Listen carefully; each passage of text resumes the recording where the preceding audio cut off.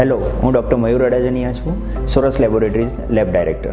હમણાં young એજમાં heart એટેક્સનું પ્રમાણ વધી ગયું છે, તો આપણે એના મુખ્ય કારણો જાણીએ. આપણે ઘણીવાર ન્યૂઝમાં કે ટીવી પર સાંભળ્યું હશે કે ક્રિકેટ રમતા કે જિમમાં વર્કઆઉટ કરતા કોઈને હાર્ટ એટેક આવ્યો અને એક્સપાયર થઈ ગયો.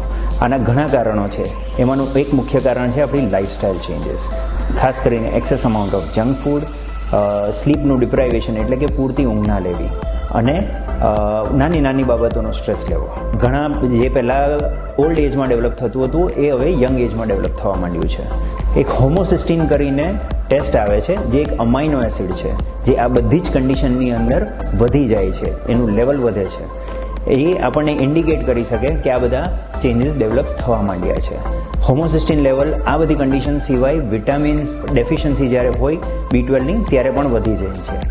તો એક સિમ્પલ ટેસ્ટ હોમોસિસ્ટીન લેવલ એ આપણને ઇન્ડિકેટ કરી શકે કે આપણા બોડીની અંદર હાર્ટ એટેક રિલેટેડ ચેન્જીસ થાય છે કે નથી થતા. અને બીજું કે વિટામિન B12 ને બીજા બી કોમ્પ્લેક્સની ડેફિશિયન્સી થાય છે કે નથી. તો કોઈ પણ ટેસ્ટ રિલેટેડ એન્ક્વાયરી માટે સોરસ લેબોરેટરીનો કોન્ટેક્ટ કરો. Thank you.